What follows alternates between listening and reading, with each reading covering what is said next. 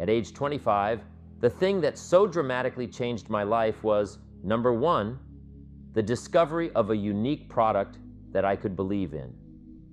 My mother taught nutrition, and she taught good health, so I was the beneficiary of that. It came from my grandmother. My grandfather passed it on to my mother. She taught it, passed it on to me. My father never had a major illness, lived to be 93. My mother extended her life, according to the doctor, at least 20 years. She should have died at least 20 years earlier than she did, simply because she stretched out those years by the study of good nutrition. I was an only child, and Mama studied and, mixed up all that stuff back then. She'd say, "Hey, me and Papa and her," she said, "drink this stuff. If it don't kill us, I think it'll help." And we're gagging down this stuff, and Mama taught all of that. But the payoff was so incredible. I passed it on to my 2 daughters. They've never been ill. They passed it on to their children. My grandchildren, they haven't been ill. The study of good nutrition, paying attention and being involved in the industry you're in, it's one of the best. So that's so important. Your personal philosophy, what you believe in, that's going to carry you into the next century. Let me give you now some of the early philosophies that changed my life forever. I heard one of them in my introduction. Some of these philosophies have lived with me now, all of these years. I've passed them on, and people have come back around saying, "Mr. Owen, 10 years ago, 20 years ago, 30 years ago, 35 years ago, I sat in your class and sat in your seminar, and those early things that you taught, I've practiced it, and I'm doing it. A man not long ago showed me notes he took 23 years ago, and then he had me sign those notes. He said, I've used these notes to develop my life, my personal life, and my business life. And when he took those notes, he said, I was 18 years old. So it's incredible. I'm so thankful for all these years. But now I want to pass it along to you, some of the philosophies that changed my life forever. Okay? If you're ready, say, I'm ready. Here's the first one. Profits are better than wages. Once I understood that, I got rich. Profits are better than wages. Nobody taught me that in high school. I went to college for a year and a half. Never heard it. I'm 25 and broke. I'm not destitute. I'm broke. Too much month at the end of the money is broke. And I finally hear this philosophy. Profits are better than wages. Now here's the phrase that goes with it. Wages make you a living, which is fine. Profits make you a fortune, which is super fine. And you can live both fine and super fine. You've now got the mechanism and the ways and means to do that. Profits are better than wages. Guess what? I taught this in Moscow when I was teaching capitalism. You know, the communists had it all wrong. They taught that capitalism was, a big company that oppresses its workers. I mean, it was absolutely ridiculous. They had mentally lost it when they came up with this ridiculous philosophy.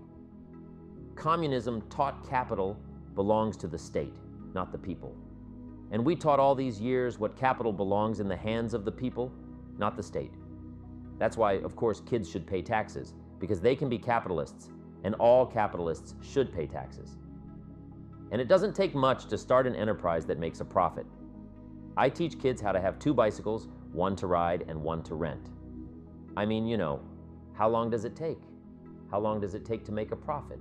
I mean, a little ingenuity, and you're on your way. So profits are better than wages. Capitalism better than communism. Communism said people are too dumb and stupid to know what to do with capital. So you must take capital away from all the dumb, stupid people and give it to the always all-knowing state and let the state run everything. I mean, that was communism, and they devastated every country they touched. I've been to East Germany. It's taking $1 trillion just to clean up East Germany. They've already spent $500 billion. They got $500 billion more to go. I mean, every country they touched. And I've been in all of them. They devastated them all with their devastating philosophy. We teach capital belongs in the hands of the people. That's where the ingenuity is, to bring goods and services to the marketplace. And I'm going to show you later the miracle of capitalism grassroots in America, which you're involved in. But once I understood this, now, it was so incredible. Profits are better than wages. Now, when I first was recruited, I'm a distributor for this little product called Abunda Vita. And here's what my mentor said. Mr. Schaff, he said, Mr. Owen, you can start this miracle working business part-time. You don't have to go full-time. You can start part-time. And he said, if you'll devote to start with, let's say, 10, 12, 15 hours a week, you'll start making a profit. Here's what you can now say. I'm working full-time on my job and part-time on my fortune because profits lead to fortune. I got so excited about that philosophy. I'm working full-time on my job, but now I'm working part-time on my fortune. I found a way not only to make a living, you won't believe this. I found a way to make a fortune. Can you imagine what that's like then? To get up in the morning, to go to work on your fortune, not to go to work to pay the rent, which is okay, but a chance to go to work to make a fortune. And I said, right now, I'm working part-time on my fortune and full-time on my job. But it won't be long until I'll be working full-time on my fortune. Can you imagine what life is going to be like now? Here was my first goal when I started, and that was part-time. I wanted to equal on my profits, part-time, what I was earning on my full-time job. This is called the magic of part-time. It is so thrilling for people to start working the business part-time because now you can work on profits. And it doesn't take very long if you'll really concentrate on those 10, 12, 15 hours a week. It won't be long if you really do it right and learn some of the skills I'm going to talk about. It won't be long until you can be earning as much part-time working on your fortune as you are full-time working on your job. I did that in less than 6 months. Now I've got an incredible invitation. I found a way part-time to work on my fortune, and I'm making as much money at that as I am on my full-time job. Would you like to hear my story? It was incredible. Now, here was my second goal, to make twice as much money part-time working on my fortune as I was working full-time on my job. And I reached that in less than a year, making twice as much money part-time working on my fortune as I was full-time working on my job. Now I've got an incredible invitation that won't quit. I found a way through a unique opportunity to work part-time on my fortune. And I'm now earning twice as much money as I am working full-time on my job. Would you like to hear my story? Do you imagine anybody would say, no, I don't care to hear your story? No. Everybody I said that to said, wow, yes. What are you doing? I said, I'm glad you asked. Let me tell you now. When I started making twice as much money part-time as full-time, here's my dilemma. I didn't want to go full-time. And why not go full-time? And the reason was because I didn't want to give up my electrifying story. Right? It was so powerful, nobody could resist the invitation to at least take a look. I didn't want to give it up. And I hung on for, I don't know how long, until it was, almost insane. Then finally, reluctantly, I gave up my full-time job. What does it take to really change a person's lifestyle? Not very much. An extra $1,000 a month, I'm telling you, will drastically change most British families' lifestyle. And that's why part-time is so valuable, because it very quickly changes a person's lifestyle. And here's what the change in lifestyle does. It's a great recruiting tool. One of the greatest recruiting attractions is the money you make part-time. Somebody said, you've been on 3 vacations this year. Says, yes, I got this little part-time thing going. Says, what's that? You bought 2 new cars, one for you and one for her. How did you do that? Said, I got this little part-time thing going. Your kids have got all these new clothes. Yes. All this stuff is happening. What is it? An extra $1,000 a month. See? $1,000 a month, full time. Nobody wants to hear your story. $1,000 a month, part time. It starts to change your lifestyle. Everybody wants to hear your story. So the key is part time. The magic and the attraction of part time give you a classic invitation for somebody to listen to what you're doing that's changing your life. And it's not just necessarily the money that changes your life, it's what you do with the money. It's the change of lifestyle. So part-time helps to change lifestyle, which gives you a classic invitation to look at what you're doing. That's how I started in network marketing, age 20. Here's the next one philosophy that helped change my life. It's not what happens that determines your life future. It's what you do about what happens. All of us are in like a little sailboat. And it's not the blowing of the wind that determines your destination. It's the set of the sail. So jot this phrase down. It's one of the best to understand. Kids need to understand it. The same wind blows on us all. The same wind blows on us all. The wind of disaster, the wind of opportunity, the wind of change, the wind when it's upside down, the wind when it's favorable and unfavorable. The same wind blows on us all. The economic wind, the social wind, the political wind, the same wind blows on everybody. The difference in where you arrive in 1 year, 3 years, 5 years, the difference in arrival is not the blowing of the wind, but the set of the sail. And that's what learning is all about. To set a better sail this year than last year, to set a better sail. The first 6 years of my economic life, I wound up broke. Second 6 years, I wound up rich. You say, well, the Democrats must have finally gotten power. No, no, no. It was not a political change. Here's what changed the second 6 years of my economic life. It was my philosophy that changed the set of the sail of better thinking, correcting the errors of the past, and picking up new disciplines for the future. That's all I had to do at the end of the first 6, correct the errors of the past, and then pick up some new disciplines for the future. And my total life changed. The second 6 years were totally different than the first 6 of my working life. And guess who can do that? Anybody. Now, you can keep on the same path for the next couple of years as you have the past 2. But if you wish to, and maybe everything's okay for you and you don't need to, but if you need to make some changes, I'm telling you, you can start doing it today so that the next 2 years will be drastically different than the last 2. And anybody who wishes to do that can.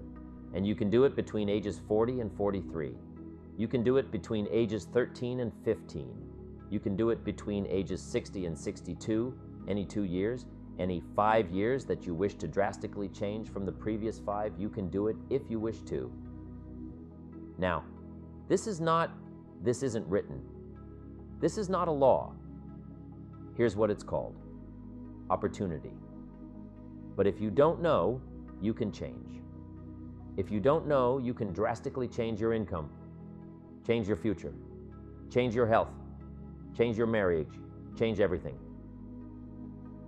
If you don't know that, some people then go year after year after year after year not making much change simply because they didn't get to the class, they never read the book, they never went to the seminar, they never made the discovery.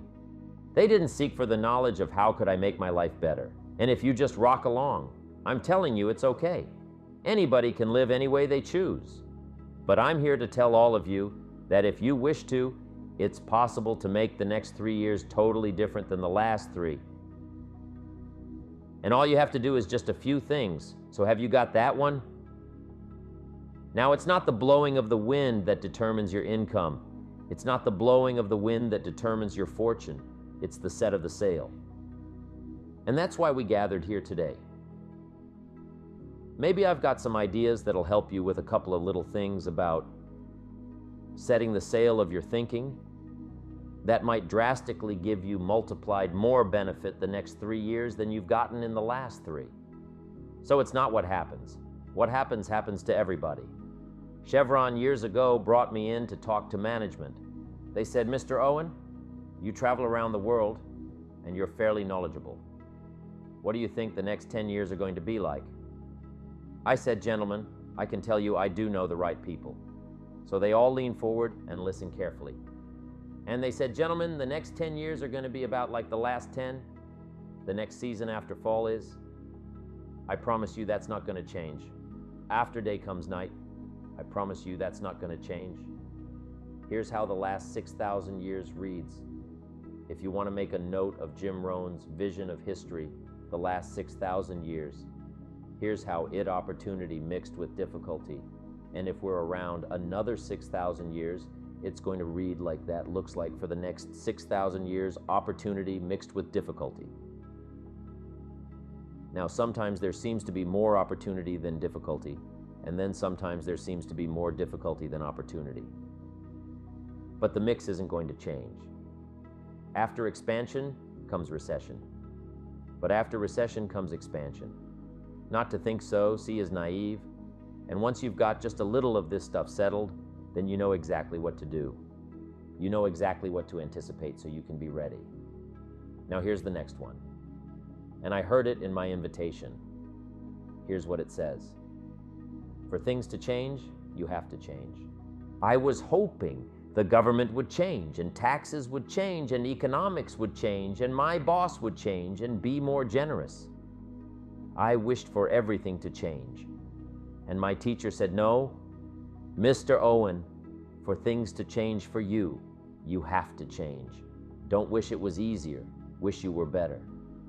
Once I understood this altered the course of my life. Don't wish it was easier, wish you were better. And here's the big one. Don't wish for fewer problems, wish for more skills. You don't need fewer problems, you simply need more skills. Don't wish for fewer challenges, wish for more wisdom. Accept the challenge because you can't grow without a challenge. You can't get rich without a challenge. You can't fly without gravity. You have to understand the challenge. But that's the key, is to now develop wisdom to overcome the challenge. Don't wish for fewer challenges, but more wisdom. And then here's one more philosophy to help change my life forever. You can do the most remarkable things, no matter what happens. Humans can do the most remarkable things, no matter what happens. Philosophies that change my life. Here's one of the big philosophies I learned in network marketing. It's called the law of averages. If you do something often enough, a ratio will appear. Key phrase, if you do something often enough, a ratio will appear. It's amazing. It's uncanny. In baseball, we call it batting average. If you talk to 10 people, one says yes. Now the ratio has begun. 1 out of 10, talk to 10, get 1. Here's something interesting about the law of averages. Once it starts, it tends to continue. This is colossal information. Once a ratio starts, it tends to continue. If you talk to 10 and get 1, sure enough, chances are excellent. If you talk to 10 more, you'll get another one. Talk to 10 more, you'll get another one. Now you can compete. If you can only get 1 out of 10, you can compete even with somebody that can get 9 out of 10. If you've been here a long time, you can get 9 out of 10. I just joined. I can only get 1 out of 10. If we have a 30-day contest, I will beat you. Say, well, how could you beat me? Here's why. During that 30 days, you talk to 10 and get 9. I talk to 100 and get 10. I beat you. Isn't that clever? This is clever stuff. And I do it for 2 reasons. I sincerely wish to win, but I do it for another very sincere reason. I wish for you to lose. And that's noble on my part. Here's why it's noble. You learn more by losing than you do by winning. So I wish to give you that experience. Now here's how I do it. Once I understand the law of averages, when I'm new, I make up in numbers what I lack in skill. I make up in numbers what I lack in skill. Now, who can do that? Anybody that's ambitious, anybody with a little ingenuity, anybody. Doesn't matter. Now, here's one more. The law of averages can be increased. You get 1 out of 10, talk to 10, get another one, talk to 10, get another one. The 4th time you talk to 10, you get 2. Why would the fourth time you talk to 10, you get 2 instead of 1? You're getting better. You're getting better. And who can get better? Anybody? Talk to 10. Get 2. Talk to 10. Get 2. Finally talk to 10. Get 3. I finally got up to about 3. Now it takes more than a genius to go past like 3 or 4. But 3 will do.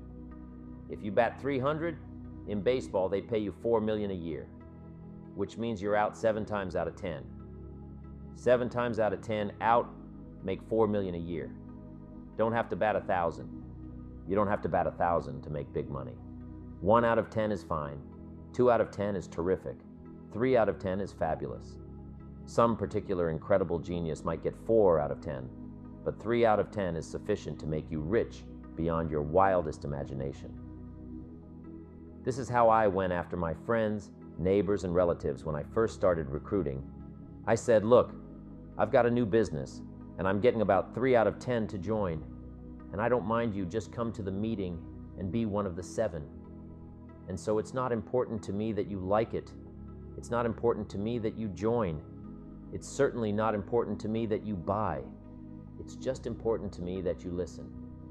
One of the reasons I want you to hear the story is because a year from now, if I'm doing well, I don't want you to say, how come you never picked up the phone a year ago? I never got a letter, never got a call. You call me a friend, you're making all this money. You never picked up the phone, so I don't want that to happen. So for 2 reasons, I want you to see what I'm doing, so that a year from now, if I'm doing well, I can say, you know, I gave you the opportunity, but also, just as a favor, come and be one of the 7. It doesn't matter to me if you buy or join, but I need 10 to get 3. And if you're one of the 3, wonderful. If you're not wonderful, it might matter to you, but it doesn't matter to me now. It matters to me because we're friends, but it doesn't matter in terms of my averages. So if you decide to get rich, just learn the law. Now here's the second law that changed my life forever. In network marketing, I learned the law of sowing and reaping. And in the law of sowing and reaping is also the story of the law of averages. Jot this down. The story of the sower comes from the Bible. I'm an amateur in the Bible, but this is such a useful story. Here's what the story says, and take the notes, because the drama is in the details. The sower was ambitious. Evidently, he was ambitious. When you read the whole story, you'll conclude, yes, this was an ambitious sower. Here was number 2. He had excellent seed. The sower who sowed the seed had excellent seed. And the excellent seed can be an excellent opportunity, an excellent product, an excellent story. So we've got an ambitious sower with excellent seed. But now here's the rest of the details of the story. For your information, for the drama of your life, so you can understand things better. Learning some of this is how I got rich by age 31. Okay, number 1, it says the sower goes out to sow the seed, but the first part of the seed falls by the wayside and the birds get it. So jot this down. The birds are going to get some. The birds are going to get some of the seed. Now you say, well, Mr. Owen, what does that mean? Well, I invite John to come to a meeting. He said he'd be there Tuesday night. Tuesday night I show up. John isn't there. I say, John, I wonder why John didn't make it. Now I know the answer. The birds. The birds. John had this great idea of coming to the meeting to look at an opportunity, and somebody stole it and said, you're not going to go see network marketing. And he says, well, maybe not. So have you jotted that down? Now the birds are going to get some. Now, when the birds get some, you've got 2 options. Number 1 is to chase birds and say, well, let me get a hold of the person that taught him how to come to the meeting. I'll tear him a new page, but I wouldn't do this. Here's what happens. If you go chasing birds, you leave the field. If you go chasing birds now, you leave the field, which is going to distract from your future. Not add so you can't chase birds and try to straighten this stuff out. Here's what it is. It's just one of those things. And here's the best comment.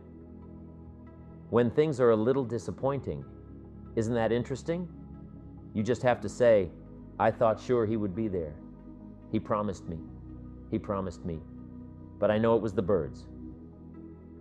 And you just have to say, isn't that interesting? Now, here's the rest of the story. It says the sower kept on sowing. See, that was the secret to his success. He kept on sowing. And if you keep sowing, you can sow more than the birds can get, because there aren't enough birds. If you keep sowing, there are some birds, but there's not enough because the law of averages will work for you. My mentor taught me. He said, you know, Mr. Owen, there's only 9 or 10 real nasty, miserable people in the whole world. Now he says, they move around a lot, you know, and you're liable to. You'll bump into one once in a while, but when you bump into one, you say, there's only 9 more like you. I can handle that in the whole world. Okay, now, here's what else it says. The sower now keeps sowing the seed. Now, the seed falls. The story says, on rocky ground, where the soil is shallow, and the rocky ground, where the soil is shallow, is not of your making, because you had excellent seed, and you were an ambitious sower. So the rocky ground, where the soil is shallow, is not of your making. But here's what it says. What happened this time? The little seed that falls in the ground starts to grow, and the little plant starts to grow. But the first hot day, it withers and dies. It dies. Not an easy thing to watch. I finally get John started. Sure enough, 3 or 4 days later, somebody says, boo. And he goes, he's gone. Doesn't show up at the second meeting, and I say, I thought sure John would last a week. What happened? Jot this down. The hot weather is going to get some, and this is not of your making. Here's what you must say when that happens. Isn't that interesting? Wow. What can you do? The answer is nothing. You say, well, I'm going to try to change this. I wouldn't take that class. You know, the sun comes up in the east. Somebody says, why is that? I wouldn't spend much time on that. Just let that happen. Don't go for this why stuff. I'm giving you the answers here. The answers are in the structure and the consequences. And in the deal, the answer is in the deal. Anything beyond that is not worth study. You say, well, how come some just last a little while? I wouldn't sign up for that class. Here's the answer. Some don't stay. You just have to jot that down. And when some leaves, you say that's one of those that don't stay.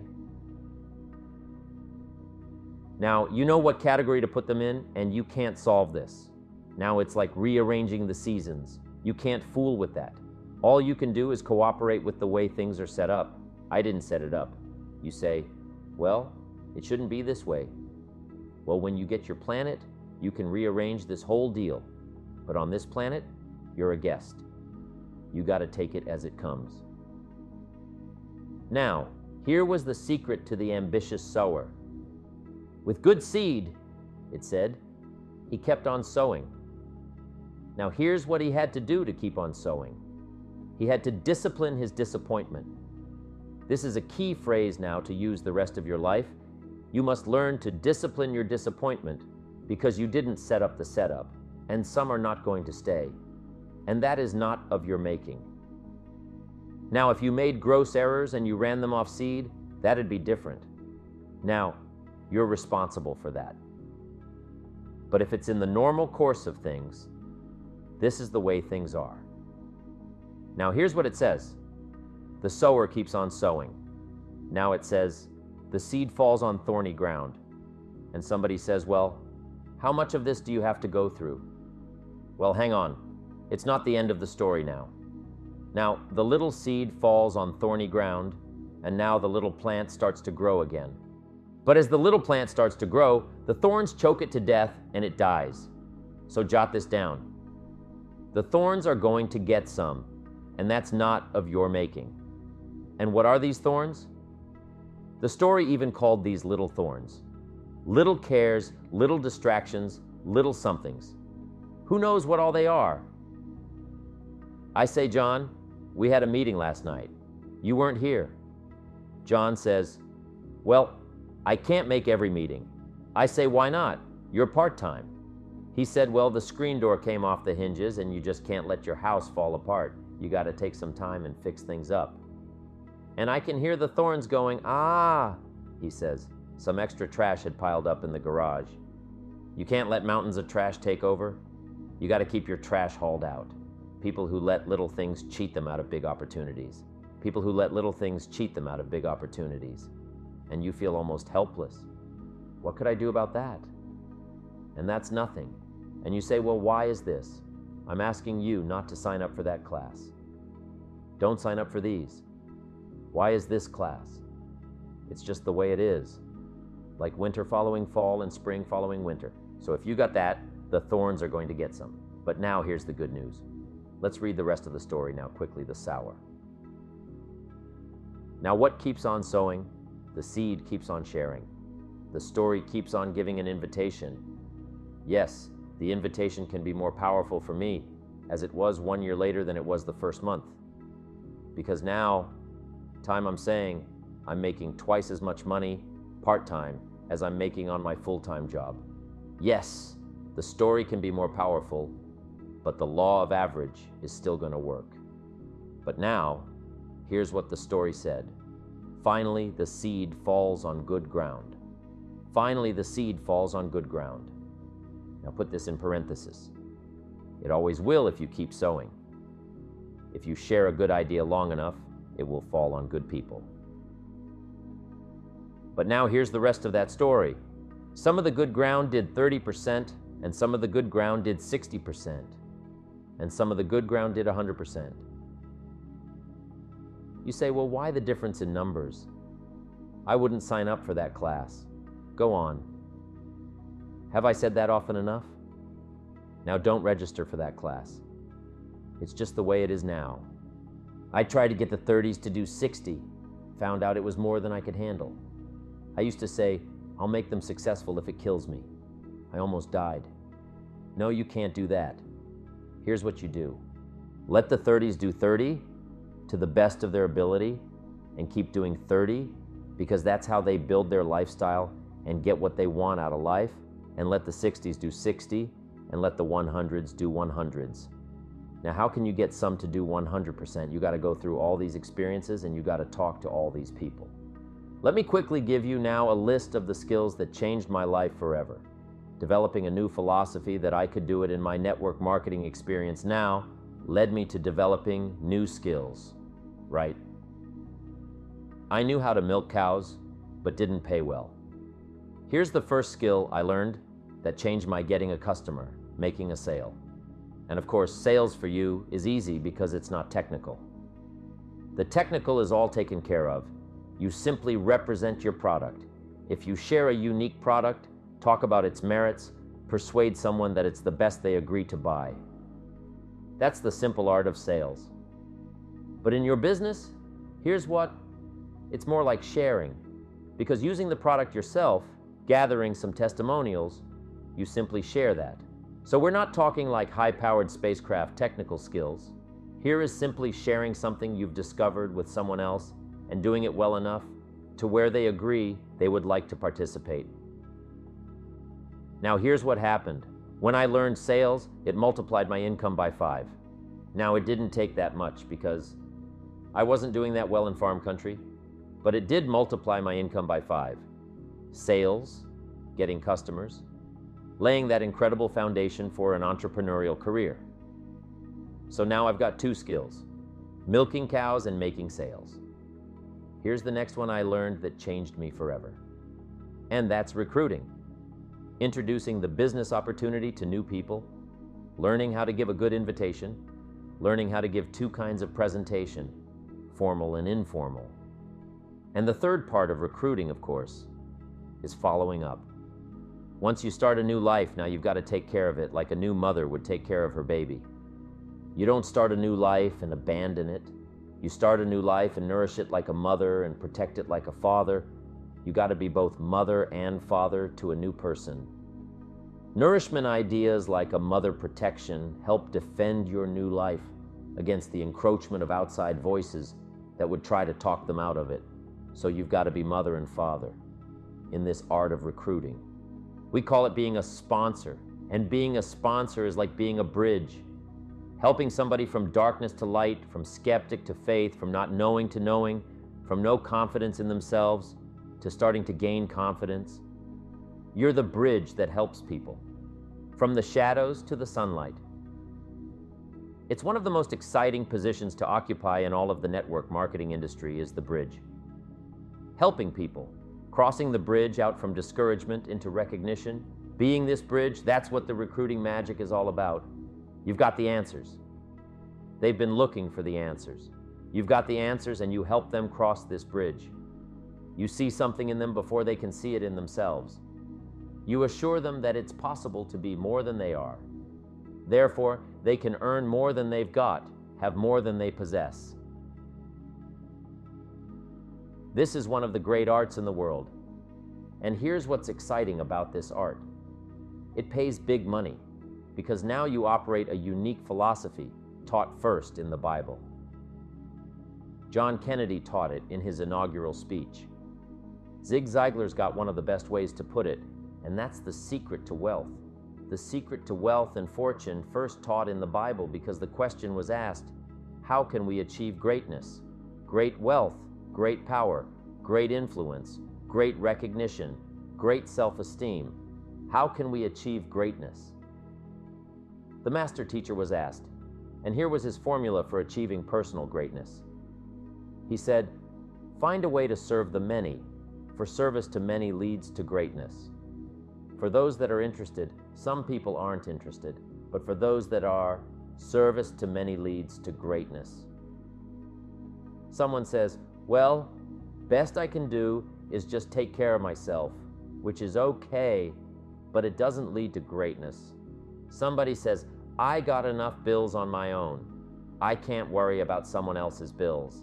That's okay, but it doesn't lead to greatness. Greatness is helping people pay their bills. You forget about yours, because if you help enough people pay theirs, yours disappear. Help people with problems, your problems disappear. The key to greatness, the master teacher taught, is finding a way. Now, a lot of people would like to serve many people, but they don't have a way. And what's exciting about you and your business is you've now got the way. Whether you use it or not, it's up to you. Whether you cash it in or not is up to you. Whether you make a fortune or just a little, that's all up to you. Each person's ambition. It's called the same marketing, the same product.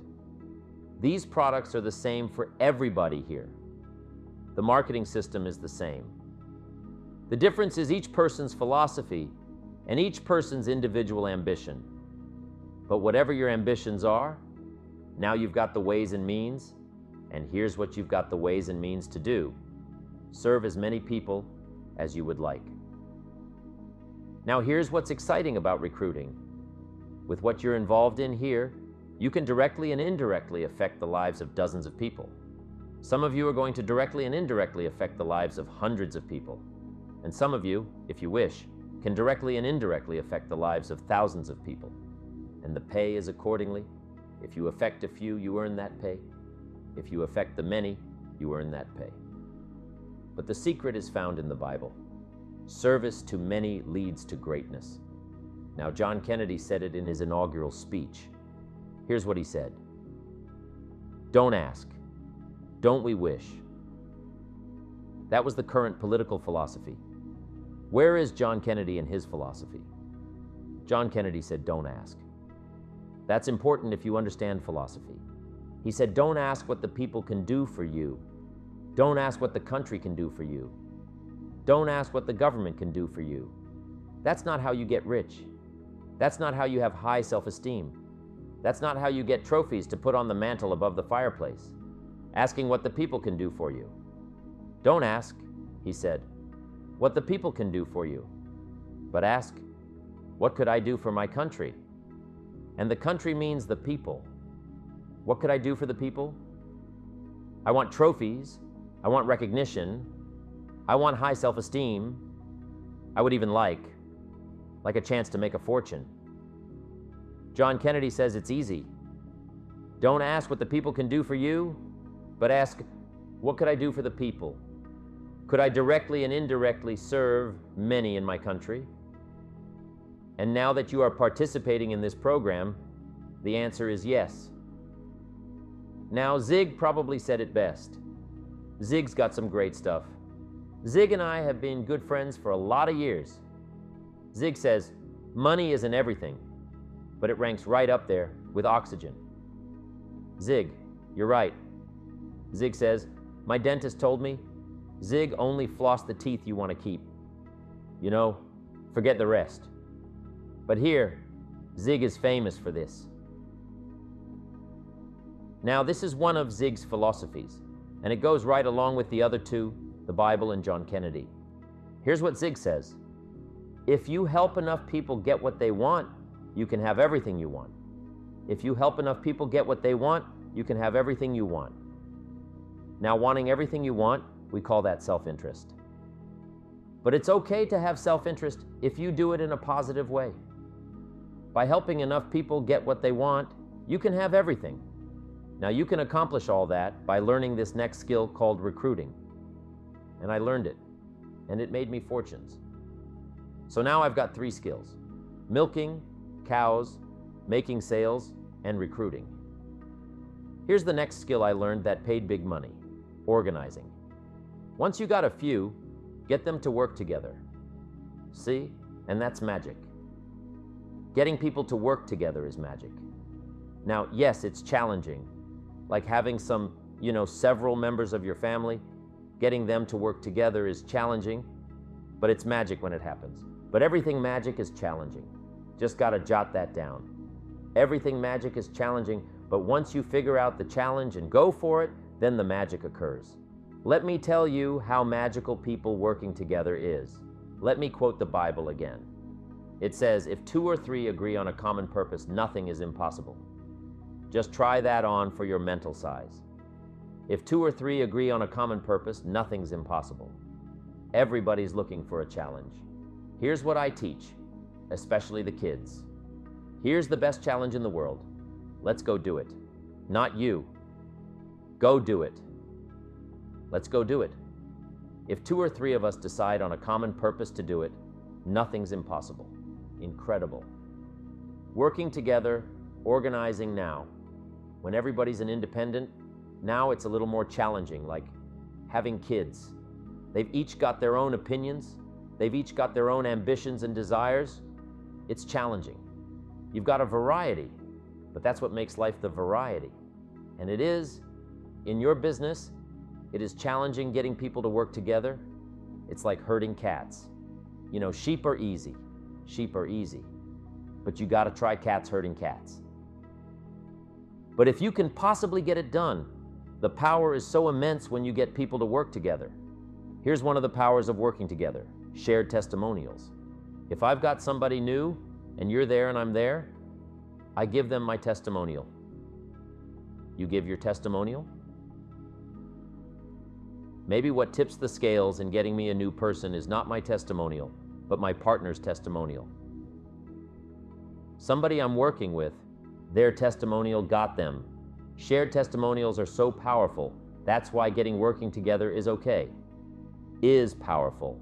Now, working by yourself is okay. All this stuff is okay. Everybody needs to know, though, where are the advantages? And these are some of the advantages. I learned to organize, paid big money. Here's next. I learned communication, how to conduct a meeting.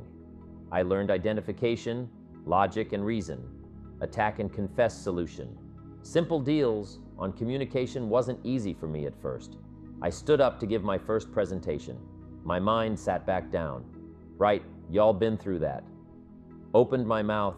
Nothing came out for a while, but here's what I did. I did it again. Just jot that phrase down. I did it again. That's the secret to how I got here. 35, 40 years later, it's how I got here. I did it once. It was uncomfortable. That first presentation was so lousy, if I hadn't have been doing it, I'd have gone home. It was not that good. But here's the secret to how I got here. I did it again. And then I did it again. And then I did it again. And I did it again. I remember when I first decided to be a little more animated, right? And walk out away from the podium, right? Get out from just behind the podium. So I got out there, and then I thought, how do you get back? Whoa, I'm stranded out here. Remember those times? Doing something for the first time? But you learn quickly in your business, right? In your business. The guy stands up to give his first testimonial, and he's so nervous, he forgets his own name, right? And 30 days later, he wants to give a 3-hour testimonial, right? You hardly get him off the stage. So learn communication, how to affect other people with words.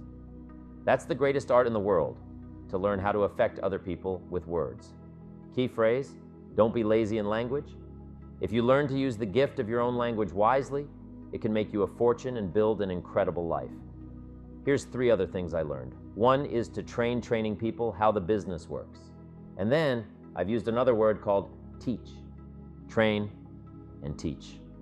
And only to say this, training people how the business works. Teaching is how life works. Because here's what all of us need for the 21st century. Business skills and life skills. The life skills are leadership skills. The life skills are learning how to set goals. Now here's the ultimate skill to learn that can transform your life and the life of whoever will. The ability to inspire.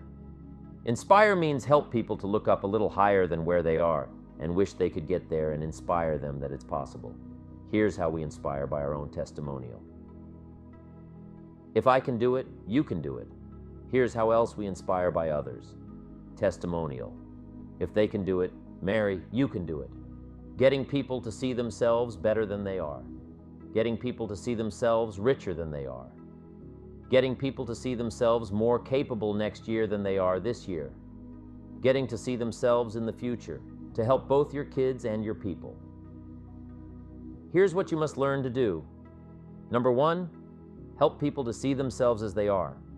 If people have made mistakes, they got to know it. You can't go on making mistakes and hope to achieve. Mistakes have to be corrected, and you've got to do it with your children. Help them to see themselves as they are. If they've messed up, here's what you've got to say. You've messed up. But here's what's important as a parent. Don't leave them in the mess. Some parents, tell their kids they've messed up, and then they leave them in the mess. They don't paint a better picture. Here's what you could become with just a couple of more changes rather than this. Here's what you could be. So we must help our children see themselves as they are. But here's the greatest gift. To help our children see themselves better than they are. To transport them not only past to see their mistakes, but transport them to the future, to see their opportunity, to see the person they can become. My mentor had that greatest gift, to help me to see myself better than I was. At first it was difficult to see. Then I started to believe, and that's how I got here today. He said, one of these days, Mr. Owen, you'll walk into a room full of people, and you will hear some of them say, that's him. And I'm sure all of you have already gotten that experience. Even though you've been here a short time, some people will try to get on your back. That's where we got that expression, get off. That's where we got that. A guy discovered somebody on his back and said, what I can't carry, you get. Now, if you're like some I see here, 6 foot. If you put 4 and you weigh 300 pounds, you might carry 1. And if you were really big enough, Kareem Abdul-Jabbar or something, you might carry 2, but you can't carry 3. When babies are born, they were not designed just to be carried. Babies were not born to be carried all their life. Someday you got to try your legs, someday you got to try your wings, someday you got to try. Even if you fall down, you got to try, because you can't just crawl around all your life. You can't be carried all your life. So as quickly as possible, you can help 1,000, but you can't carry 3. Next, don't expect the pear tree to bear apples. I used to try to change everything. You can hang apples on a pear tree. I'm telling you, it won't help. You can put up a sign. This is an apple tree. Sure enough, come this season, pears. Here's what I learned. You cannot change people, but they can change themselves. You cannot change people, but they can change themselves. Capital in your business isn't what matters, okay? It's not the money that buys you a future. It's your skills that buy you a future. Money and no skills. And I'm telling you, you're still poor. Money and no ambition. Where are you? Money and no courage? You're broke. A little bit of money and a whole lot of courage, that's all we need. I'm looking for people when I'm recruiting. Back in those days, the money didn't matter. What mattered to me was somebody's willingness, somebody's ingenuity, somebody's willingness to try, right? If they had $1 to invest, that was plenty for me. $1 and some ambition, and I can show you how to get rich. And it'll be one of the classic stories of the company. I go to recruit somebody, they say, I don't have any money. See, I've been looking for you for 6 months. Let me show you how to do it without any money, because here's the rules of capitalism. Jot this down. You can either buy and sell, or if you're in certain circumstances, you can sell and buy if you've got ambition. Now, if you haven't got ambition, we can't cure that, and money won't cure a lack of ambition. But if you've got $1 and some ambition, I'll show you how to get rich. And even if you don't have $1, I'll show you how to get rich, because you can sell and buy. Somebody says, as soon as the product arrives, I'll sell it. Then you don't understand. You don't understand the magic of fortune if you say, I have to wait till it gets here to sell it. And you probably don't understand the value of your own story. Once I understood that, I knew I was going to be wealthy. That's why, right in the beginning, I started giving big tips. I knew I was going to be wealthy. I said, wow, this guy tips like a rich man. That's right, he tips like a rich man. Even in the beginning, I tipped like a rich man because I knew I was going to be rich. Wow, isn't this fun?